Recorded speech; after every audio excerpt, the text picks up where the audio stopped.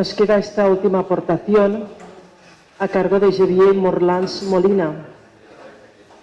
Para la diócesis de Barcelona, Xavier es muy conocido y él es sacerdote desde el año 1976 y es doctor en teología por la Universidad Gregoriana de Roma. También tenemos su currículum escrito en el cuaderno. Es consultor del Dicasterio para la Evangelización en Roma desde el año 2011 y cuando realmente piensas en Xavier, yo lo he conocido en muy distintos lugares, sabes que es una persona muy creativa, con una capacidad de convocar, de mover, de dinamizar grandes grupos. Y él actualmente es vicario de la Parroquia Hospital de la Campaña de Santana. Esta parroquia de Santana se encuentra en el corazón de Barcelona, muy cerca de la Plaza Cataluña, y precisamente muy recientemente han recibido el premio Emmanuel Monnier, este reconocimiento, por su labor solidaria, por su compromiso y su apoyo siempre a los más vulnerables. Después en el coloquio podremos hablar más de esta realidad. Y ha publicado diferentes libros. Un libro, el primer anuncio, esta capacidad de hablar de Jesús. Yo me acuerdo de tu momento que convocabas a grupos de personas que deseaban encontrar fe, que la habían perdido, recuperado, y realmente dabas grandes contenidos. Ha publicado el libro 12 guions pel primer anunci, Escletxes en el jo, impermeable a Déu, y quizás el libro que ahora pues, ha sido más entrevistado, primero la versión en catalán, Capellans célibs y Capellans casats, y recientemente ha publicado el libro, este mismo en castellano, Sacerdotes célibes y sacerdotes casados, y él me decía, es una edición más valiente. Bueno, lo compararemos y lo leeremos. Pues le damos paso a su aportación que lleva por título Dios y nuestra libertad. Buen día, buenos días. Gracias, muchas gracias a los organizadores porque me han hecho este regalo de poder reencontrarme con muchos testimonios que ya hace años que nos conocíamos, que habíamos compartido tramos del camino y que es una lección de que la Iglesia la formamos todos. Y por este último eslabón de Iglesia que es Prado, que ha sido realmente un regalo. ¿Por qué? A pesar de llevar muchos años de experiencia de fe y de haber tenido momentos muy intensos de relación con Dios, nos cuesta tanto volver a iniciar cada día el gesto de hacer espacio a Dios. ¿Por qué nos cuesta tanto cada día entrar en el silencio, apagar la tele, el móvil, aquel libro que he comprado? ¿Por qué nos costa tanto? ¿Por qué después de momentos de entusiasmo religioso con motivo de un retiro, de la muerte de un amigo, del nacimiento de un nieto, volvemos a momentos de sequedad en la oración? ¿Por qué cuando nos hacemos mayores, a pesar de tener tanta experiencia, nos volvemos un poco amargados, quisquillosos?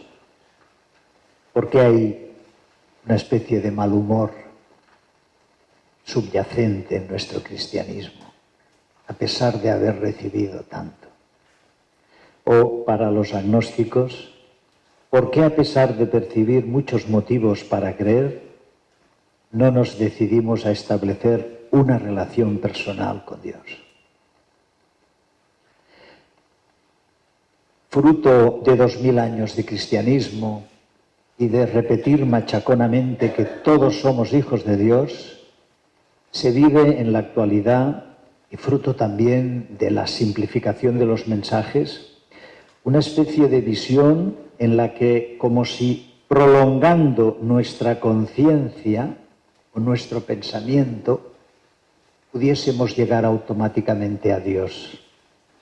Hay una percepción un tanto simple, como si prolongando nuestro sentimiento pudiésemos llegar a Dios.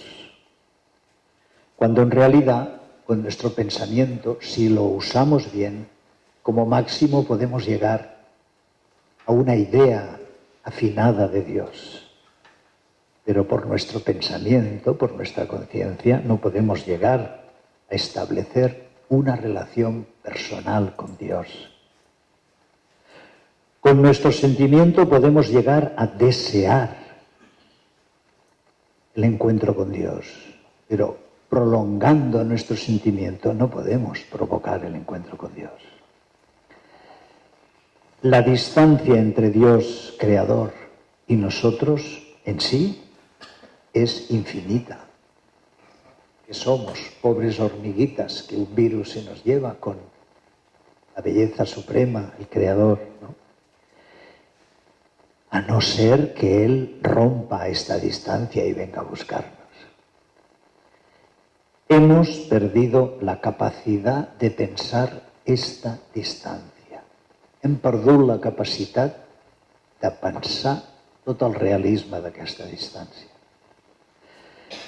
El relativismo, el pensamiento débil, la sociedad gaseosa o volátil, la sobreinformación polarizada en las redes a todos, en cierta manera, nos ha infantilizado. Todos. También los creyentes, a pesar de nuestro gran bagaje de formación, hemos perdido capacidad de razonamiento crítico. Hemos perdido capacidad de abstracción, que junto con el sentimiento es tan importante. Y esto afecta también a nuestra manera de pensar, imaginar y vivir nuestra relación con Dios y las consecuencias que de ella se derivan en relación a nuestros semejantes.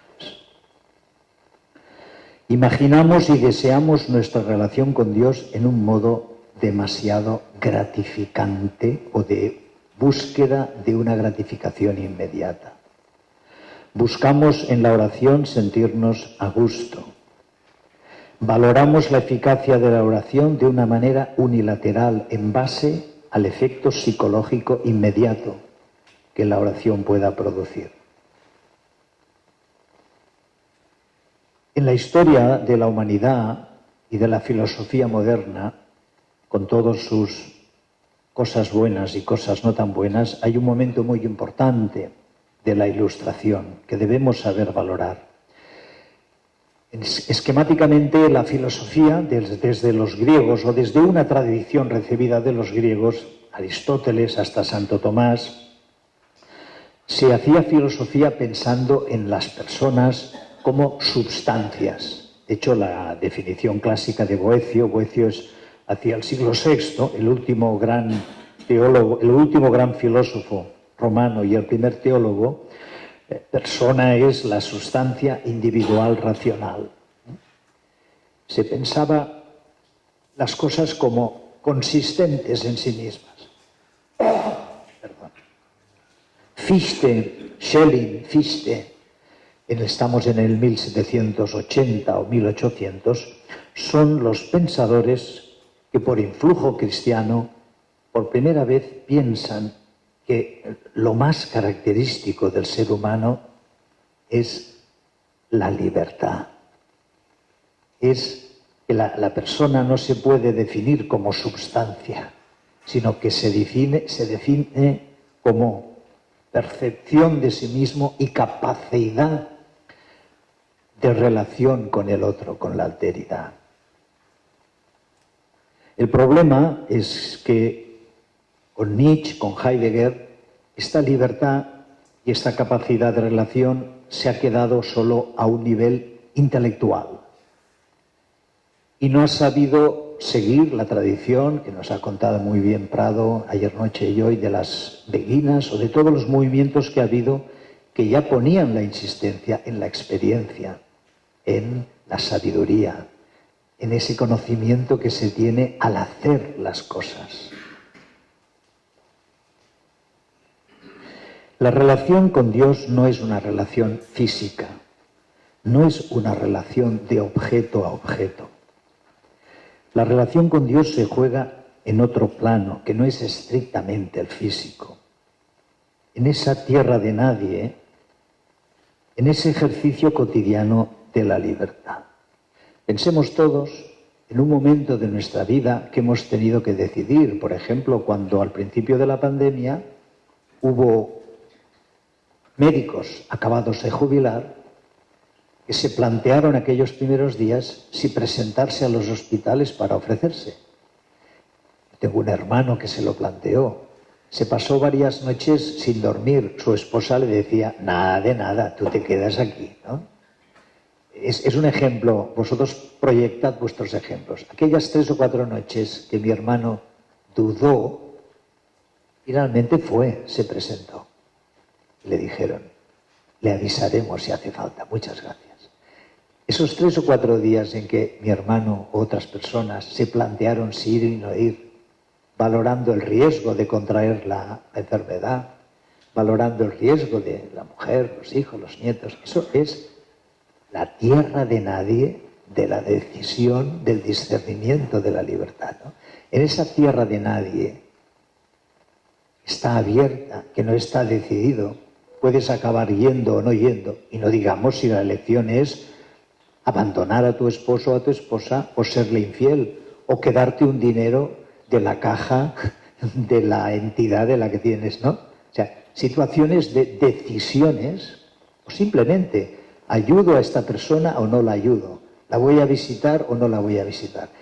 En la tierra de nadie, en el espacio abierto del ejercicio de nuestra libertad, ¿no os parece que es un terreno intangible, que no se toca, pero que ahí, y en muchas otras ocasiones, estoy intentando focalizar un ejemplo, es una magnífica manera de situar dónde es creíble que Dios nos salga al encuentro, incluso a los no creyentes, en la medida en que en la toma de decisión se escucha la voz interior que dice, haz el bien, evita el mal, decántate por el amor, por el bien, aunque te cueste sacrificio.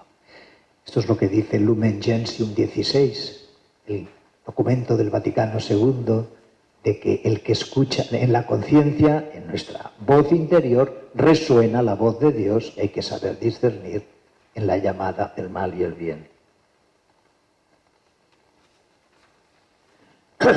Hay un autor muy poco conocido, Christos Gianaras. Es un filósofo griego, nació en 1935, murió hace pocos años, que vino a la Facultad de Teología de Barcelona el 2014, invitado por el rector, nos dio una charla, tomé notas y lo he encontrado. Este es un laico, un teólogo laico, que fue a Alemania a estudiar, estudió mucho a Heidegger. Y este lleva en su trasfondo, en su mochila, el pensamiento ortodoxo, toda la riqueza oriental de la reflexión sobre el Espíritu Santo como la energía personal de Dios entre el Padre y el Hijo. Christos Gianaras, que le encontraréis sobre todo publicado en inglés, critica, como he adelantado antes, que todo el pensamiento occidental, teológico como filosófico, se ha quedado atrapado en esta malla de la conceptualización. Lo quiere conceptualizar todo. Está bien ser capaces de conceptualizar, ser capaces de tener ideas generales, nos permite comunicarnos a toda la humanidad. Pero el peligro es cuando la filosofía, y no digamos la teología, quiere entender a Dios, al otro, la encarnación, la redención, la Trinidad, con conceptos. Es el peligro de la teología escolástica, exagerada. Y entonces él critica la deriva nihilista de Occidente, hasta llegar a Nietzsche, la muerte de Dios, dice, claro, si solo os movéis en este nivel de la captación intelectual de la realidad, os perdéis buena parte de la realidad. Porque hay otro tipo de conocimiento que él le llama apofático. Apofático quiere decir que no se puede expresar. Pero que no se pueda expresar no quiere decir que no exista, que no sea real. Como cuando escuchamos una sinfonía, una música que nos cautiva, que nos toca y no sabemos expresar con palabras, pero la realidad que produce en nosotros la música es real, ¿no? Entonces él viene a decir que hay un conocimiento humano, esto también las beguinas ya lo decían, también lo decía Blondel, o sea, es un filón que ya existe, ¿no? Y el conocimiento humano es más que el conocimiento racional, y es más que el conocimiento empírico. Y sobre todo aplicado a Dios, la esencia divina no conocida, la esencia divina no, en principio, desde nuestra condición finita, como decía al principio, no participable, incomunicable, tiene la posibilidad de ofrecerse como voluntad de comunión personal. Lo que no podemos captar de Dios en conceptos, lo podemos vivir cuando nos abrimos confiadamente, cuando respondemos a las invitaciones de Dios en un ámbito de comunión personal. Son cosas, seguro que ya las hemos oído, pero es interesante verbalizarlas, ¿no? El abismo de distancia natural de los seres humanos con Dios se libra, se recubre, se salva, dice Llanaras, siguiendo la tradición oriental que nos propone a los occidentales, por la energía personal divina, que es el Espíritu Santo. Si hablamos de energías, tenemos que precisar que no son energías impersonales, eso que está tan de moda, ¿no?, en el pensamiento New Age, ¿no? En la teología ortodoxa se habla de la energía, pero en el sentido del Espíritu Santo, que es personal, ¿no?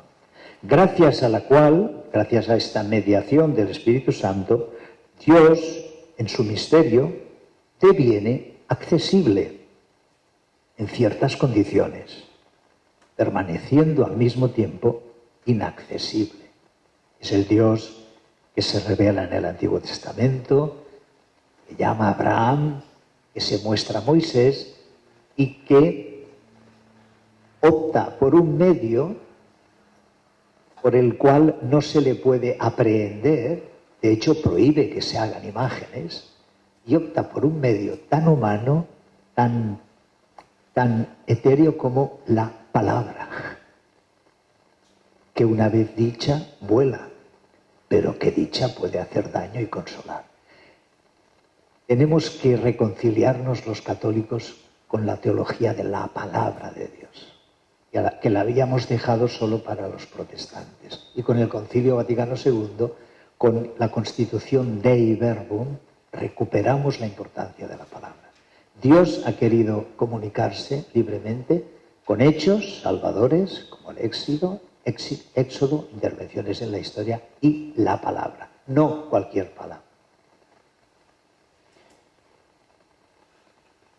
La comunión personal de cada persona con Dios es la vía que conserva la distancia de Dios y la posibilidad de comunicarse con Él. Dios normalmente nos solicita en el ámbito de nuestra libertad interior, como desde ayer tarde Prado nos ha ido repitiendo. Dios se nos insinúa como un novio que nos seduce en un constante ejercicio de equilibrio, una especie de paso de la maroma, entre sus señales y nuestra respuesta libre en el vacío.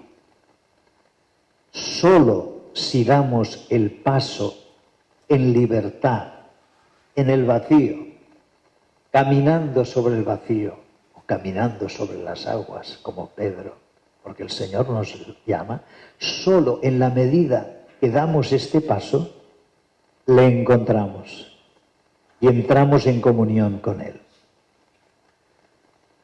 ¿Por qué nos cuesta tanto, a pesar de la experiencia de años, cada día encontrar un espacio y un momento reposado?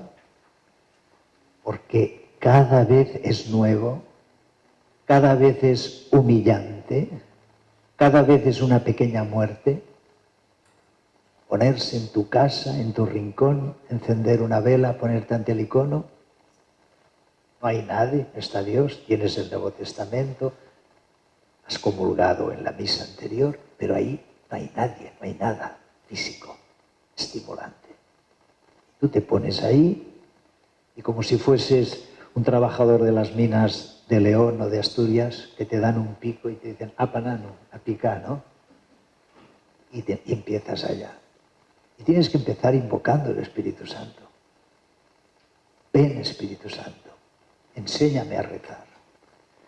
Ven, Espíritu Santo, ven a clamar en mí, Abba, para, yo te dejo, te doy permiso, te lo pido, por favor.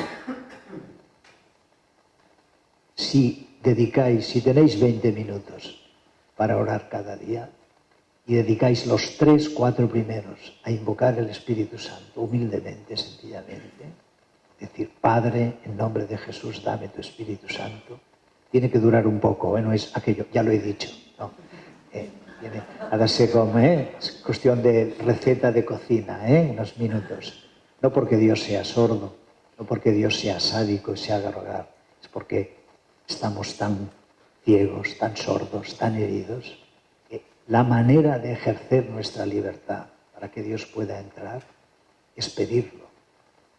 Porque Dios no es una niebla de estas que hay aquí en Matadepera en invierno. Dios no es una niebla, que es tan bueno, nos quiere tanto, que nos penetra.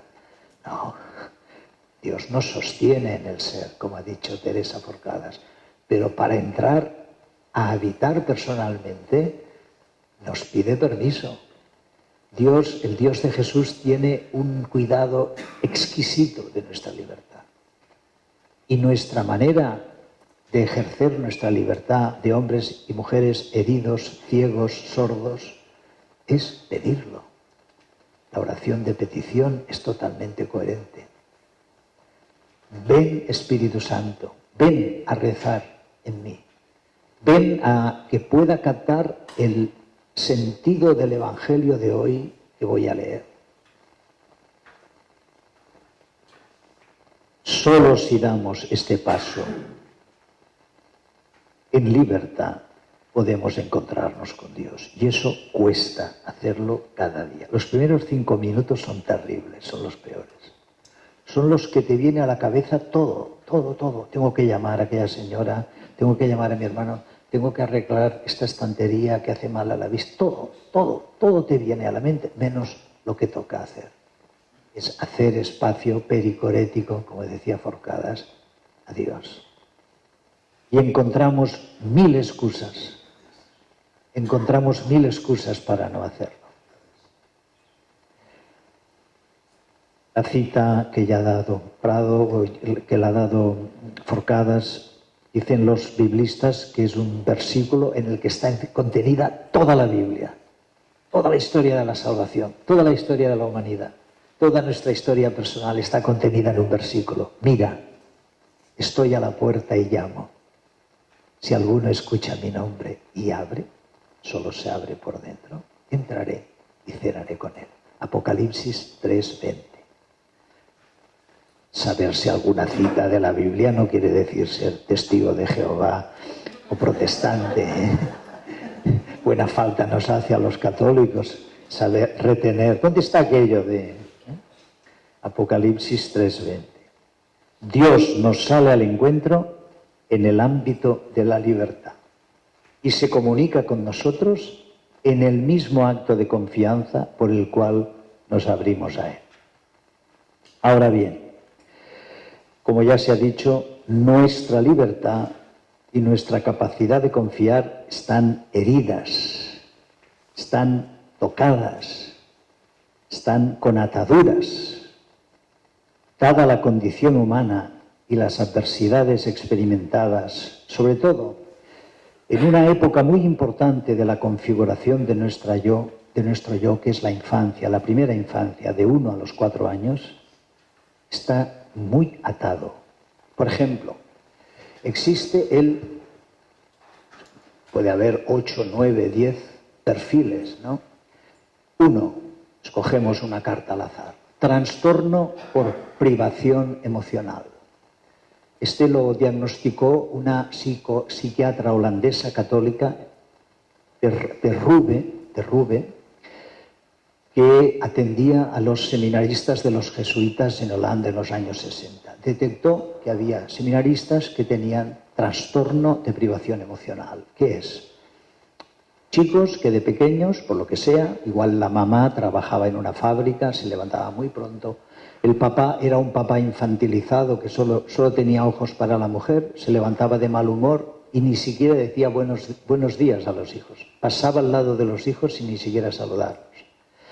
Estos niños que no han creado lo que se llama el apego, el vínculo, sus padres no han sabido, no han podido, estos niños y niñas interiorizan inconscientemente un miedo a no ser aceptados.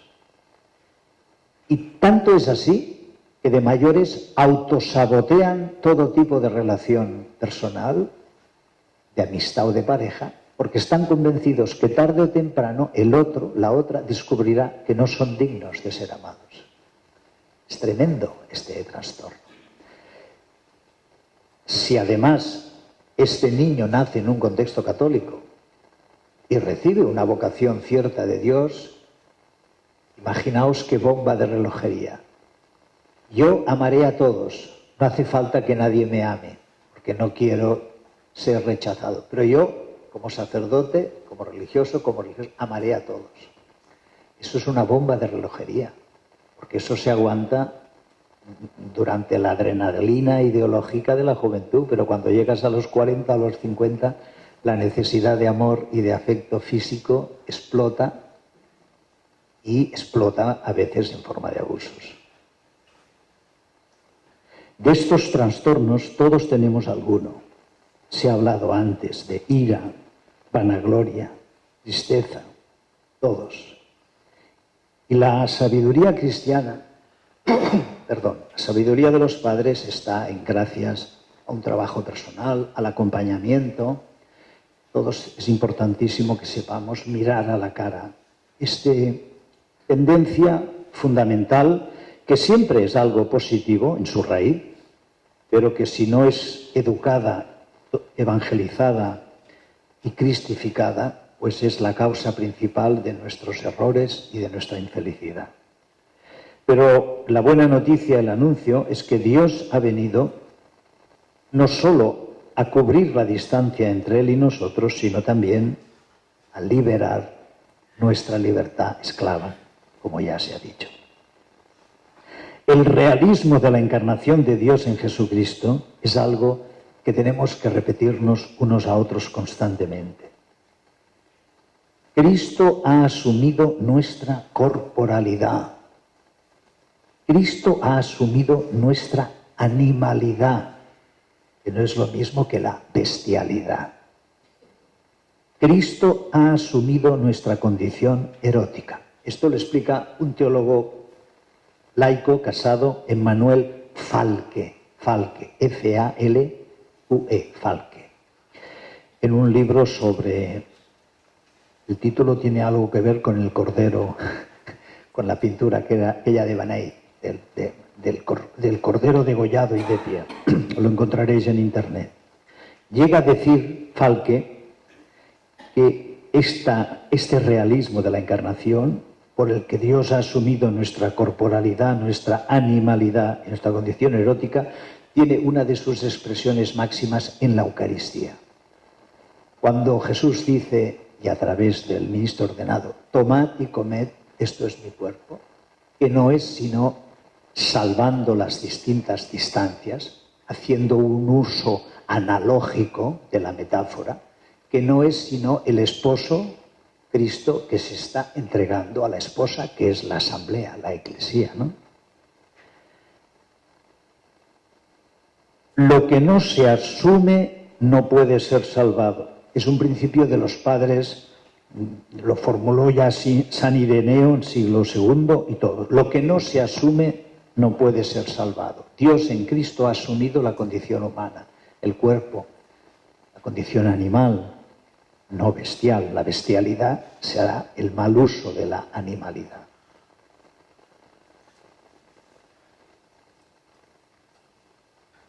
Y junto al realismo de la encarnación es importante el realismo de la liberación de nuestra libertad esclava y el doblegamiento de nuestro ego que Cristo realiza libremente, solidariamente, en la pasión y en la muerte en cruz. Cogeré un caramelito. Hay un tema que puede parecer especulativo, pero es el de los primeros concilios fueron todos sobre Jesucristo. Y después de expresar que en Él es verdaderamente Dios y verdaderamente hombre, fue necesario un concilio para precisar que en Cristo hay dos voluntades. Una voluntad humana y una voluntad divina. Y esto no es especulación estéril.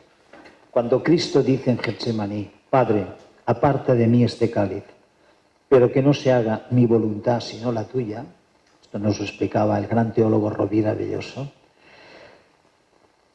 Cristo está diciendo que no se haga mi voluntad humana, pero que la tengo para aceptar libremente, sino que se haga tu voluntad divina, que en el fondo también es la mía en tanto que soy Dios.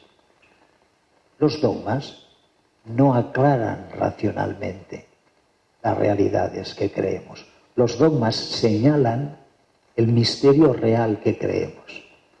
Por ejemplo, nosotros no creemos con Nestorio que María concibió un niño y que al cabo de unas semanas en aquel niño bajó el Logos. No. La comunidad cristiana, el pueblo de Dios, nos ha enseñado a creer. No. El misterio que creemos es un misterio. Es que desde el primer momento lo que María concibió fue el Hijo de Dios encarnado en una concepción. Los dogmas no son la explicación racional. Es la flecha, esto es de Rahner, que señala el auténtico misterio. Nosotros creemos ese misterio, no otro misterio. Creemos que Jesús es verdaderamente Dios y hombre. Creemos que Jesús tuvo dos voluntades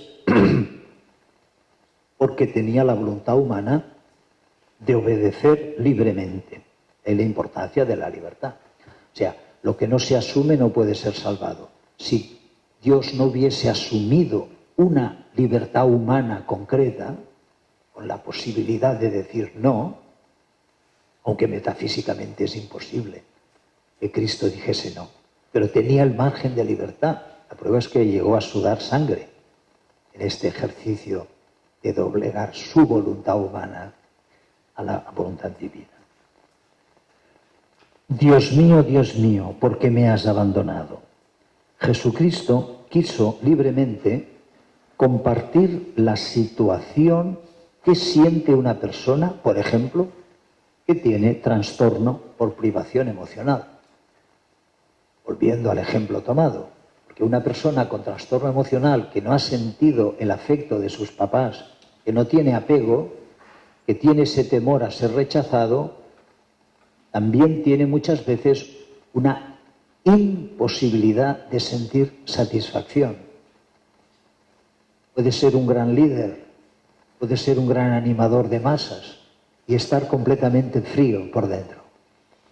Y en todo caso será una tarea de curar las heridas el que pueda llegar a sentir. Lo decías ayer, Prado, ¿cuál era aquella beguina que dice, en la cárcel, estando sola, pero Cristo estaba conmigo, ¿no? Matilde de Maldebo. Pues eso es lo que ha hecho Jesús. Por eso toda persona que vive una soledad, una sequedad interior, un trastorno de privación emocional, que no siente. Fijaos la dificultad de una persona que no ha sentido el amor de un padre que está ahí, ¿no? Entonces le cuesta mucho llegar a sentir que Dios es Padre. Puede creer con su inteligencia, puede creer con su voluntad, puede rezar a Dios, pero es un milagro psicológico que se irá dando poco a poco que pueda sentir el amor de Dios.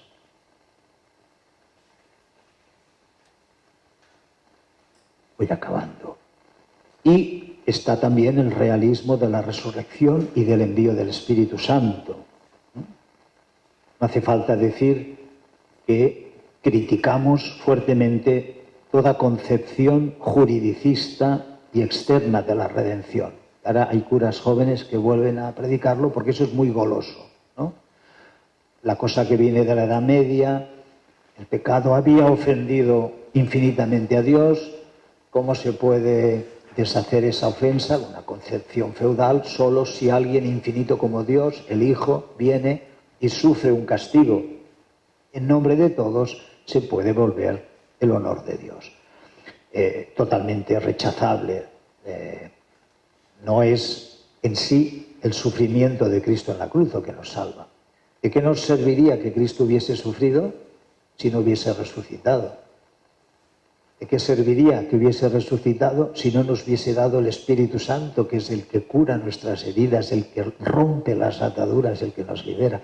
No se puede explicar la salvación cristiana sin articular los 4 movimientos: encarnación, pasión, muerte, resurrección y donación del Espíritu Santo.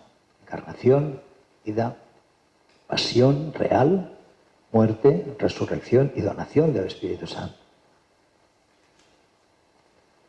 Y el último punto, hoy día, ya que hablaba del clero joven, está la moda de la verticalidad. Es divertido, ¿no? Los que vivimos, yo nací en el 49 y por tanto hice de monaguillo en los años 56, 57. Entré en el seminario el 59, con 10 años.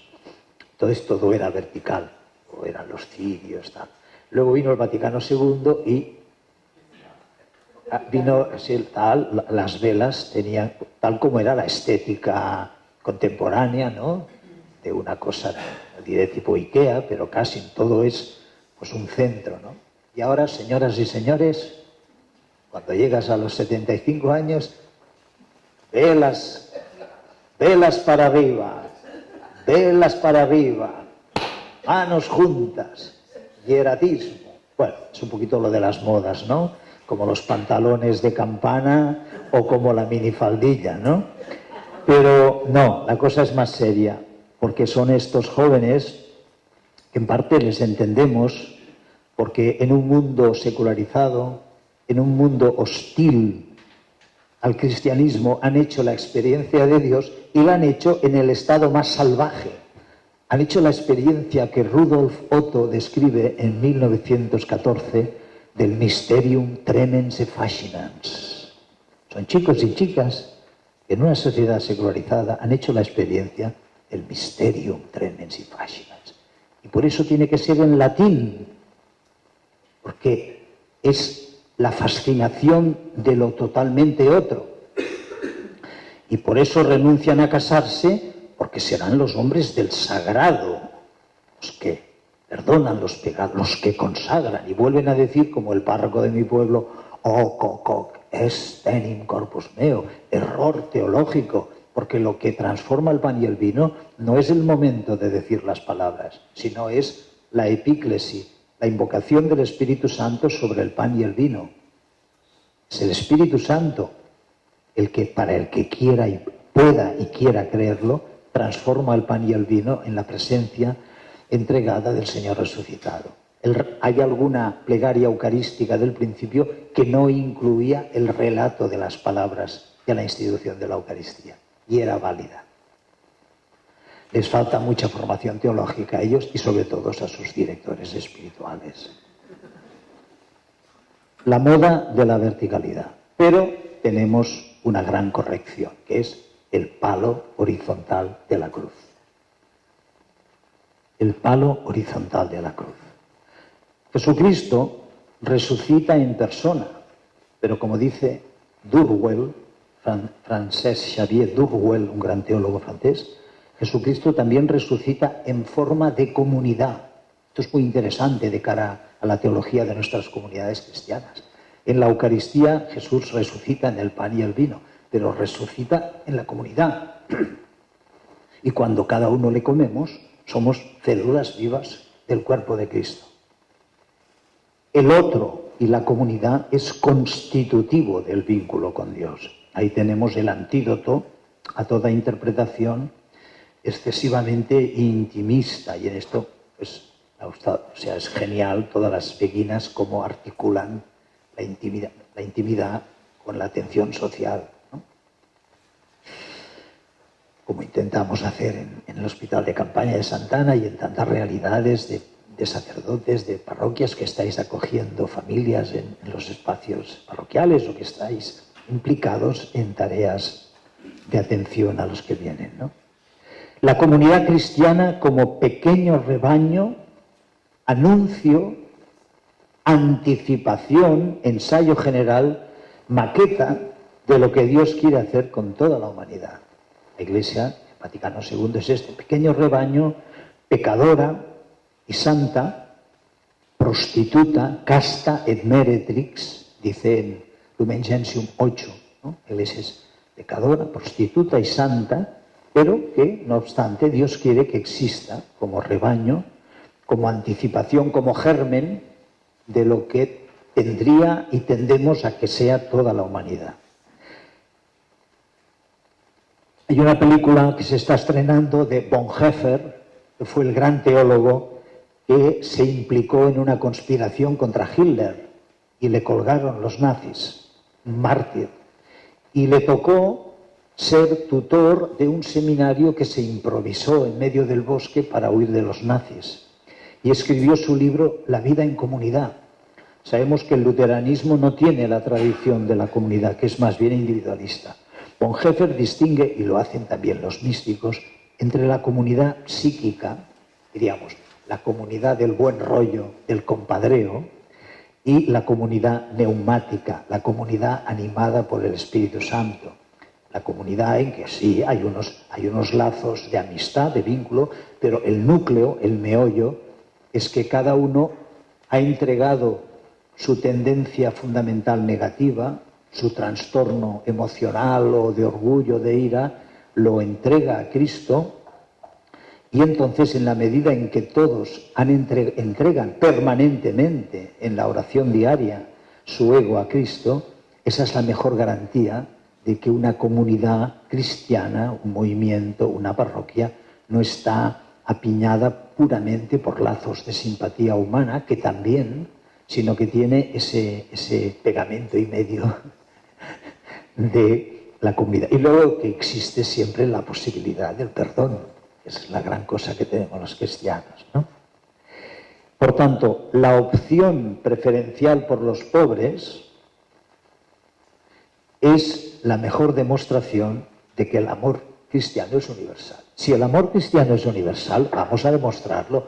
Empecemos por darlo a los últimos, los que nunca reciben, a aquellos a los que siempre les llega tarde o no les llega, pues no es odio a los ricos, no es desprecio a los ricos también hay que ir a convertirles para que ayuden. Pero la opción preferencial por los pobres tiene una explicación muy clara. Seamos consecuentes. Si el amor de Dios es para todos, empecemos, o por lo menos aseguremos que llega a los últimos del mundo. No sé si exactamente era esto lo que me habíais pedido. En todo caso, gracias por dejarme expresar estas reflexiones.